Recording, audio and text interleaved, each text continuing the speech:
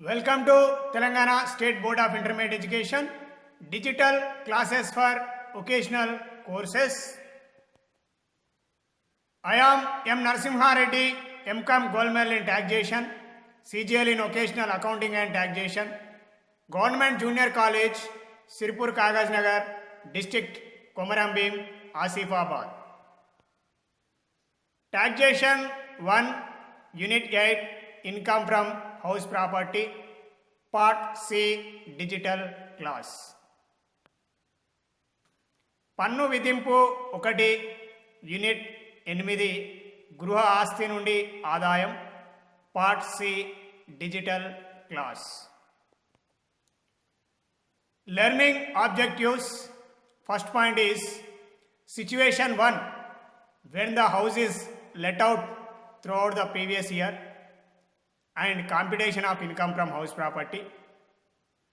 Second point is situation 2 let out house unrealized rent of the current previous year and computation of income from house property. Third point is situation 3 let out house is vacant for some period during the previous year and computation of income from house property. అభ్యసనం చేయవలసిన విషయాలు. 1వది సందర్భం 1 గత సంవత్సరం నందు గృహమును పూర్తి కాలంనకు అద్దెకిచ్చినప్పుడు గృహ ఆస్తి నుండి ఆదాయం లెక్కించుట. 2వది సందర్భం 2 అద్దెకివ్వబడిన గృహము గత సంవత్సరంలో వసూలు కాని అద్దె ఉన్న ఎడల మరియు గృహ ఆస్తి నుండి ఆదాయం లెక్కించుట. 3వది సందర్భం 3 అద్దెకివ్వబడిన గృహము గత సంవత్సరంలో కొంతకాలము అద్దెకిచ్చినప్పుడు మరియు కొంతకాలము గృహం ఖాళీగా ఉన్నప్పుడు గృహ ఆస్తి నుండి ఆదాయంను లెక్కించుట. ఇక సందర్భం 1 విషయానికి వచ్చినట్టయితే అస్సస్సి ఒక గృహమును లేదా యజమాని ఒక గృహమును గత సంవత్సరం నందు పూర్తి కాలంకు అద్దెకిచ్చినప్పుడు గృహ ఆస్తి నుండి ఆదాయంను లెక్కించవలసి ఉంటుంది. అదేవిధంగా దీని అర్థం గృహం యొక్క యజమాని ఎవరైతే ఉన్నారో ఆ గృహమును పూర్తి కాలంనకు అనగా ఒక నియమిత కాలం గత సంవత్సరం అయినటువంటి 12 నెలల కాల వ్యవధిలో గృహమును పూర్తిగా అద్దెకు ఇచ్చిన సందర్భంలో మనము గృహ ఆస్తి నుండి ఆదాయాన్ని లెక్కించవలసి ఉంటుంది. ఇక గత సంవత్సరం నందు గృహమును పూర్తి కాలంకు అద్దెకిచ్చిన సందర్భం 1 నందు స్టెప్ 1 అదేవిధంగా స్టెప్ 2 నందు ఇచ్చిన వివరాలను ఆధారంగా చేసుకొని మనం మొదటగా ఆశించినటువంటి అద్దె విలువను లెక్కించవలసి ఉంటుంది. అదేవిధంగా స్టెప్ 2 నందు స్థూల వార్షిక విలువను లెక్కించడం అనేది జరుగుతుంది. అదేవిధంగా గత పార్ట్ బి క్లాస్ నందు పురపాలక సంఘపు అద్దె విలువ, అదేవిధంగా సమంజసమైనటువంటి అద్దె విలువ, అదేవిధంగా వాస్తవమైనటువంటి అద్దె విలువల గురించి మనం తెలుసుకొని ఉన్నాం.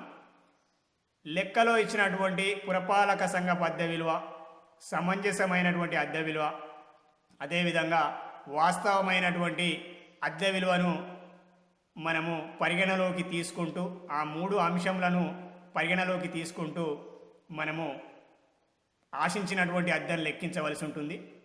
అదేవిధంగా ఆశించినటువంటి అద్దెను లెక్కించిన తదుపరి స్టెప్ 2 నందు స్థూల వార్షిక విలువను లెక్కించవలసి ఉంటుంది. అంటే దీని అర్థం స్థూల వార్షిక విలువ అంటే పురపాలక సంఘపు పన్నులు ఏవైతే ఉన్నాయో ఆ పురపాలక సంఘపు పన్నులు తీసివేయకముందు ఒక గృహాన్ని అద్దెకివ్వడం ద్వారా వచ్చినటువంటి స్థూల అద్దె విలువ అని దాని అర్థం. స్థూల వార్షిక విలువ అంటే ఒక సంవత్సర కాలానికి ఎటువంటి తగ్గింపులు తీసివేయకుండా లెక్కించబడినటువంటి విలువనే స్థూల వార్షిక విలువగా చెప్పడం అనేది జరుగుతుంది.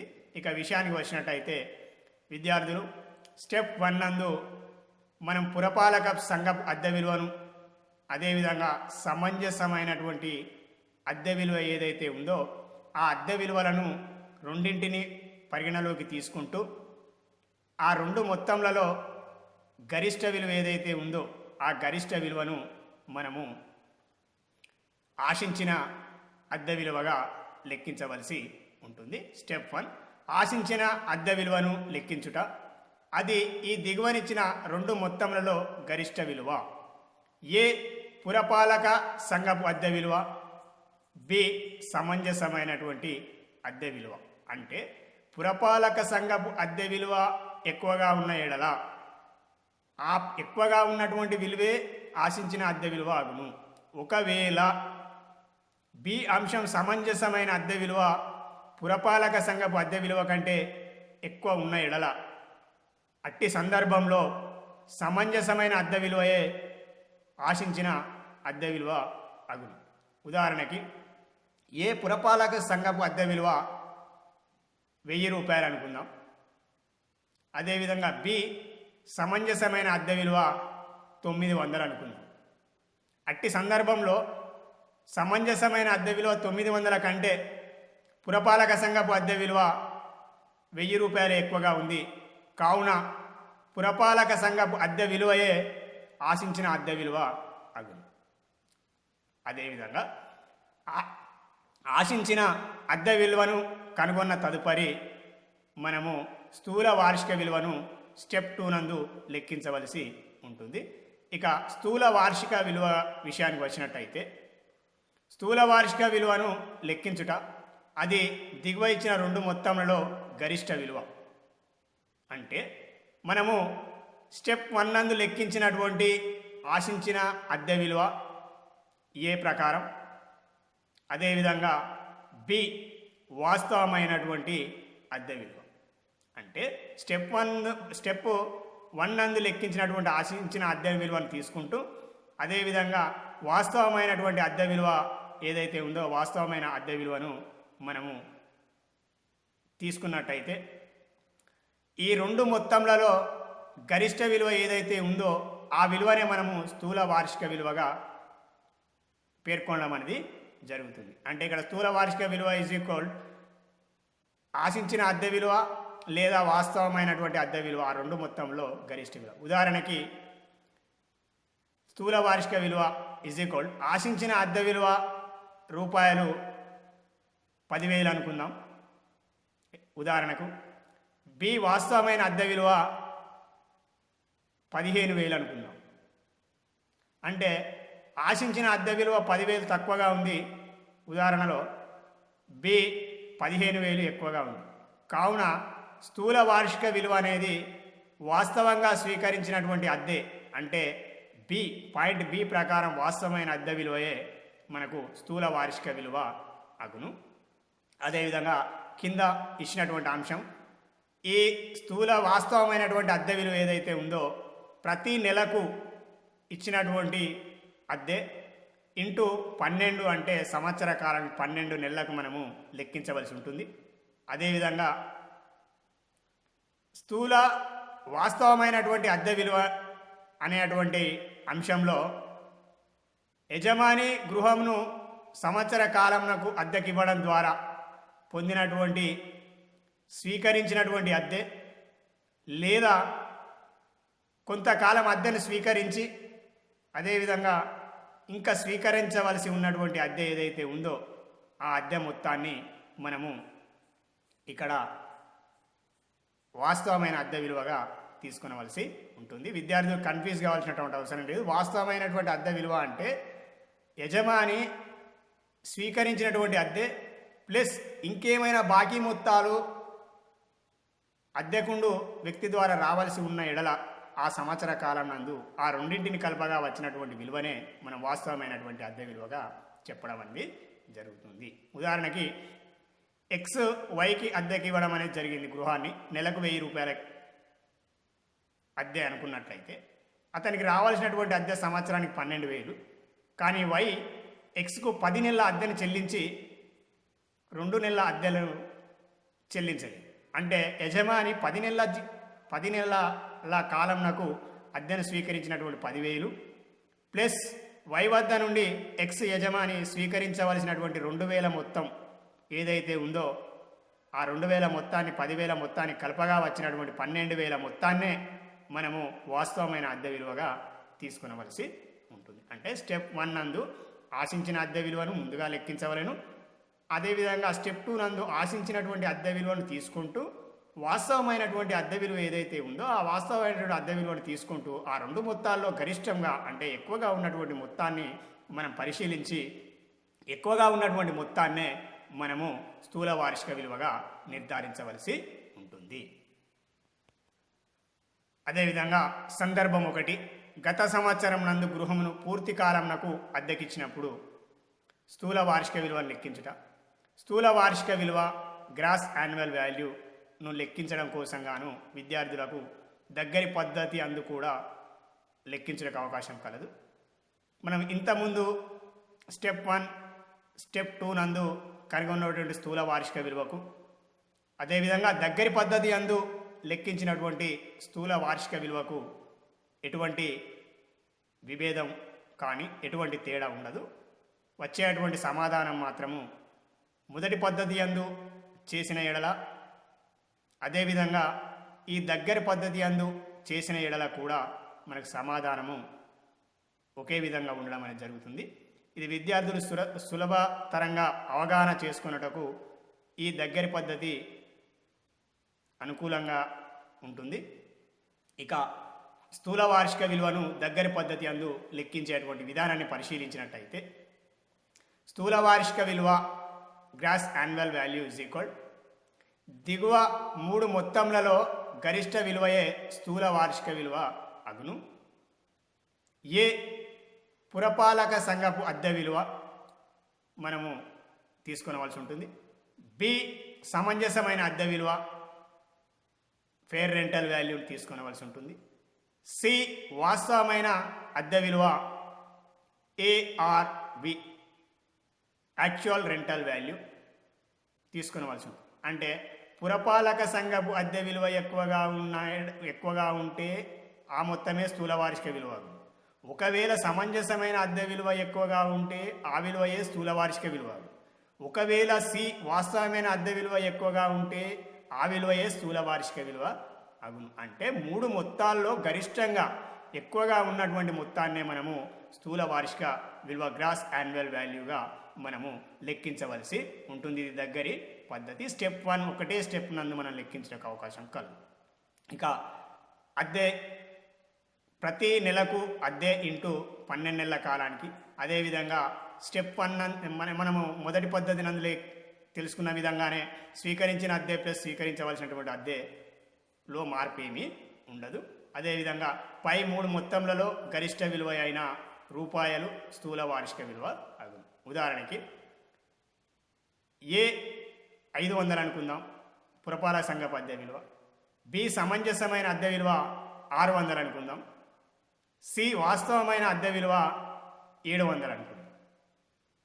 ఇట్టి సందర్భంలో ఈ ఉదాహరణ నందు వాస్తవంగా స్వీకరించినటువంటి అద్దె రూపాయలు 700 ఎక్కువ కావున స్థూల వార్షిక విలువ ఈజ్ ఈక్వల్ 700 రూపాయలు అగును. Situation 1, when the house is let out throughout the previous year. Step 1, calculating expected rental value which is higher of the following 2 amounts. We need to take into account A municipal rental value, B fair rental value.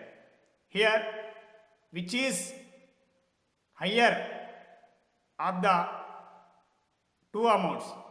It may be municipal rental value, it may be fair rental value. Whichever is higher is taken as the expected rental value, in short form ERV.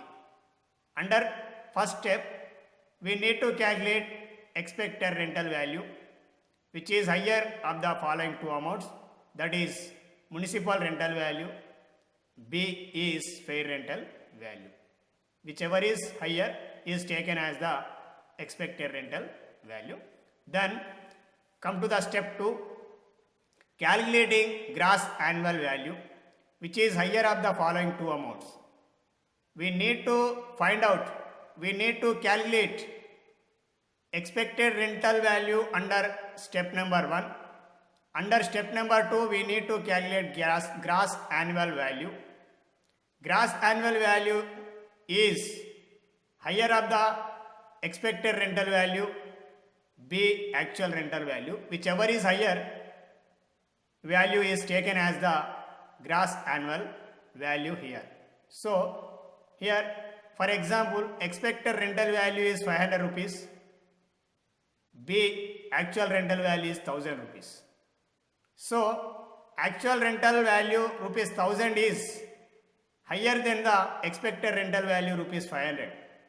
That's why we need to take into the account actual rental value rupees 1000 as gross annual value.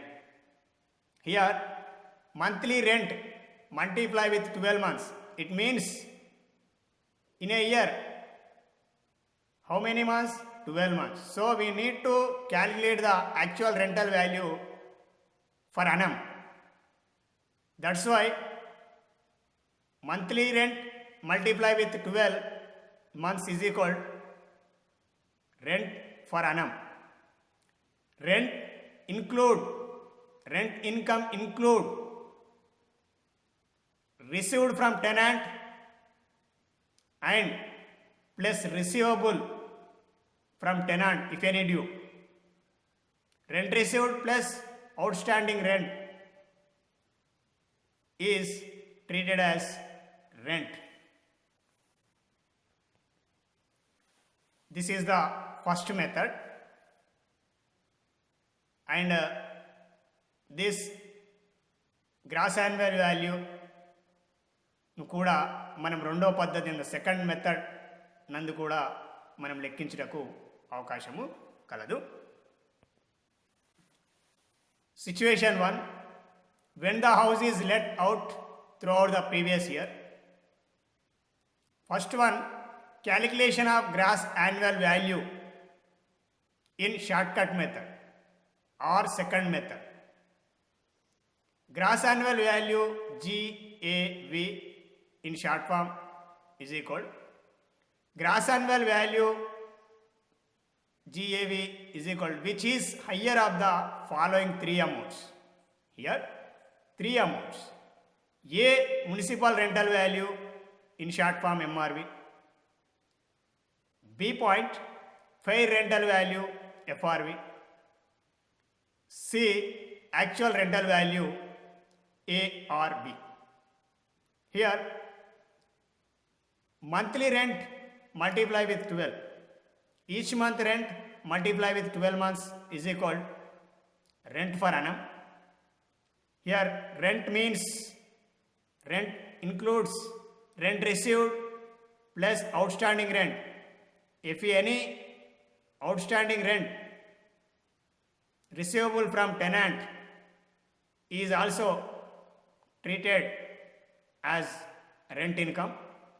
Here rent is equal rent received plus outstanding rent or receivable rent.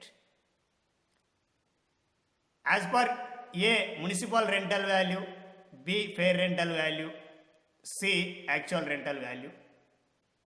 The above three amounts,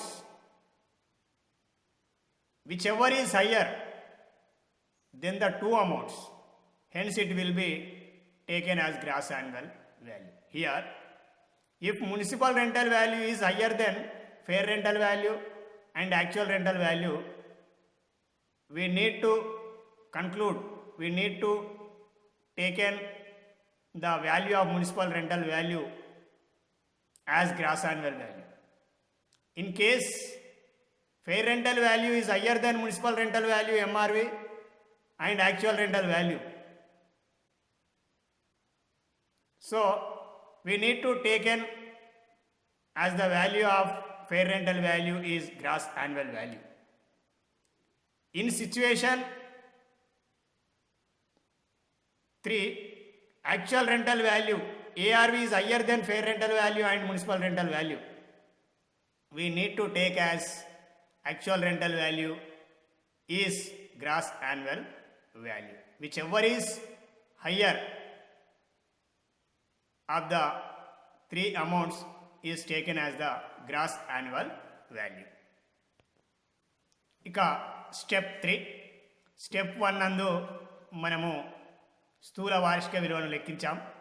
అదేవిధంగా step 3 నందు స్థూల వార్షిక విలువ నుండి పురపాలక సంఘ పన్నులు లేదా స్థానిక సంస్థల పన్నులు తీసివేయవలసి ఉంటుంది. అంటే స్థూల వార్షిక విలువను లెక్కించిన తదుపరి స్టెప్ 3 నందు స్థూల వార్షిక విలువ నుండి యజమాని చెల్లించినటువంటి గృహం యొక్క యజమాని చెల్లించినటువంటి పురపాలక సంఘ పన్నులకు అదేవిధంగా స్థానిక సంస్థల పన్నులను తీసివేయాలి.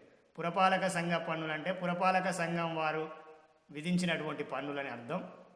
అదేవిధంగా గ్రామ స్థాయిలో అయిన ఎడల మనము స్థానిక సంస్థల పన్నులు అంటాం. ఆ స్థానిక సంస్థ పన్నులను కూడా మనము స్థూల వార్షిక విలువ నుండి తీసివేయవలసి ఉంటుంది.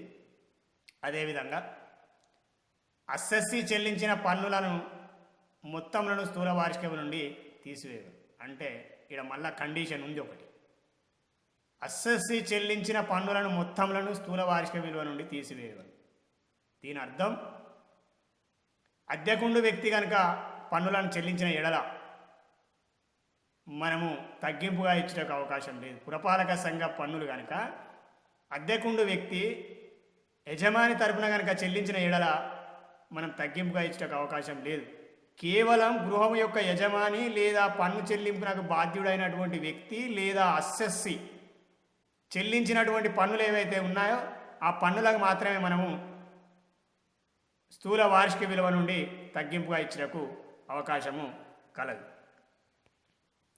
అదేవిధంగా స్థూల వార్షిక విలువ నుండి ఇచ్చేటువంటి తగ్గింపులకు సంబంధించి మనం 3 అంశములను కనుక పరిశీలించినట్టయితే, 1వ అంశం పురపాలక సంఘపు పన్ను బాకీ ఉండి లేదా చెల్లించనిచో స్థూల వార్షిక విలువ నుండి తీసివేయకూడదు. అంటే యజమాని పురపాలక సంఘపు పన్నులు పురపాలక సంఘానికి చెల్లించకుండా బాకీ పడి ఉండి చెల్లించవలసి ఉన్నటువంటి పన్నులు ఏవైతే ఉన్నాయో ఆ పన్నులకు మనం తగ్గింపు ఇవ్వము. కేవలం వాస్తవంగా చెల్లించినటువంటి పురపాలక సంఘపు పన్నులకే తగ్గింపిస్తాం. అదేవిధంగా ఆ పురపాలక సంఘ పన్నులు కూడా యజమాని చెల్లించినప్పుడే తగ్గింపిస్తాం. యజమాని చెల్లించవలసిన పన్నులకు తగ్గింపు ఇవ్వం, పురపాలక సంఘ పన్నులకు స్థానిక సంస్థల పన్నులకు. అదేవిధంగా పురపాలక సంఘ పన్నులు కానీ స్థానిక సంస్థల పన్నులు యజమాని తరపున అద్దెకుండు వ్యక్తి చెల్లించిన మనం తగ్గింపు ఇచ్చటకు అవకాశము లేదు. ఇక 2వ పాయింట్, పురపాలక సంఘ పన్నులు బాకీలను ప్రస్తుత పన్ను నిర్ధారణ సంవత్సరానికి సంబంధిత గత సంవత్సరంలో చెల్లించిన ఈ మొత్తంను స్థూల వార్షిక విలువ నుండి తీసివేయరు. అంటే గృహం యొక్క యజమాని గతంలో బాకీ ఉన్నటువంటి పురపాలక సంఘానికి చెల్లించవలసినటువంటి పన్నులు ఏవైతే ఉన్నాయో అతను సంబంధిత గత సంవత్సరం నందు చెల్లించినట్లయితే మనము ఆ చెల్లించినటువంటి పురపాలక అదేవిధంగా ఆ చెల్లించినటువంటి స్థానిక సంస్థల పన్నులకు మనము స్థూల వార్షిక విలువ నుండి తీసివేయవలను. అంటే మనం తగ్గింపుగా ఇచ్చుటకు అవకాశం కలదు. ఇదే పన్నులను కనుక గృహంలో అద్దెకు ఉండేటువంటి వ్యక్తి చెల్లించిన ఎడల మనం తగ్గింపుగా ఇచ్చటకు అవకాశం లేదు, తీసివేయటకు అవకాశం లేదు. గతంలో బాకీ ఉన్నటువంటి పురపాలక స్థానిక సంస్థల పన్నులను యజమానియే గత సంవత్సరంలో చెల్లించిన ఎడల తగ్గింపుగా ఇచ్చటకు అవకాశము కలదు. ఇక అంశం 3 విషయానికి వచ్చినట్టయితే, అద్దెకుండు వ్యక్తి పురపాలక సంఘ పన్నులను చెల్లించిన స్థూల వార్షిక విలువ నుండి తీసివేయకూడదు. అంటే అద్దెకుండు వ్యక్తి పురపాలక సంఘ పన్నులు స్థానిక సంస్థల పన్నులు చెల్లించినప్పుడు తగ్గింపుగా ఇచ్చటకు ఏ మాత్రం కూడా అవకాశం లేదు. మనం అదేవిధంగా తగ్గింపుగా తీసివేయటం కూడా అవకాశం. విద్యార్థులు ఒకే విషయాన్ని గుర్తుంచుకోవాల్సి ఉంటుంది. ముఖ్యమైనటువంటి విషయం, పురపాలక సంఘ పన్నులు ఏవైతే ఉన్నాయో ఆ గృహం యొక్క యజమాని కానీ లేదా భావితమైనటువంటి అసెస్సీ కానీ లేదా పన్ను చెల్లింపునకు బాధ్యత కలిగి ఉన్నటువంటి వ్యక్తి చెల్లించినప్పుడు మాత్రమే పురపాలక మరియు స్థానిక సంస్థల పన్నులకు తగ్గింపుగా ఇవ్వబడును. యజమాని తరపున అద్దెకుండు వ్యక్తి కానీ మరే ఇతర వ్యక్తి కనుక పురపాలక సంఘ పన్నులను స్థానిక సంస్థల పన్నులను చెల్లించినప్పుడు తగ్గింపుగా ఇచ్చడానికి అవకాశం లేదు, తగ్గించకూడదు. అదేవిధంగా స్థూల వార్షిక విలువ నుండి తీసివేయకూడదు. Situation 1. When the house is let out throughout the previous year. Step 3. We need to give deductions from the gross annual value for municipal or local taxes. Here, under step 3, deducting municipal taxes, local taxes from gross annual value. Here, we need to give deduction. We need to deduct municipal taxes from the GAV, gross annual value, calculated gross annual value. Here, municipal taxes, actual amount paid by the assessee is to be deducted from gross annual value. Here, once again, this is the important point. Municipal taxes, actual amount paid by the assessee. Here, by the assessee is to be deducted from gross annual value. If municipal taxes paid by the tenant is not to be deducted from the gross annual value here. So, municipal taxes, actual taxes paid by the assessee or deemed to be assessee or owner of the house is to be deducted from gross annual value. The most important another points. First point is municipal taxes are due but not paid is not to be deducted from gross annual value. Here, if any amount payable, any amount not paid, any amount as municipal taxes due are not allowed. Actual amount paid by the assessee as municipal taxes, as local taxes is to be deduct from gross annual value. Second point is arrears of municipal taxes paid in the relevant previous year to the current assessment year is to be deduct from the gross annual value. If any previous years arrears of municipal taxes paid in the relevant previous year for the current assessment year will be deductible from gross annual value. Third point, municipal taxes paid by the tenant is not to be deduct from gross annual value. Here, any amounts, any municipal taxes or any local taxes paid by the tenant should not be allowed as deduction from gross annual value.